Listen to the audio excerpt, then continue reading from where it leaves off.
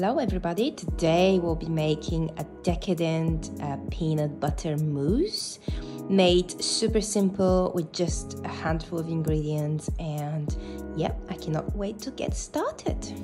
So you're gonna need a food processor or a blender, and it's super easy. Just add the majority of the ingredients on there, blend them up, and then fold them into your thick aquafaba. But yeah, let's start off with a blender.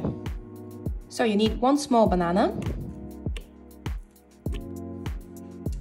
and 6 ounces of drained silken tofu, half a cup of peanut butter, 3 tablespoons of maple syrup. Now let's blend that. And there we have it. And now we just have one final step. Right, so as you can see, I have transferred my mousse onto a bowl.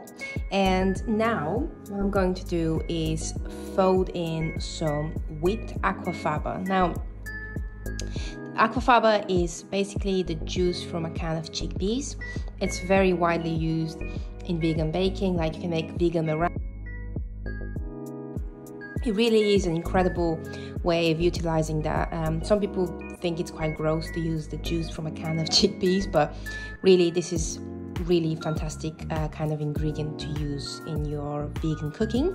So I have used 100 milliliters of aquafaba and 1 tablespoon of lemon juice, and I have whipped that with an electric mixer for about 5 minutes until you reach stiff peaks.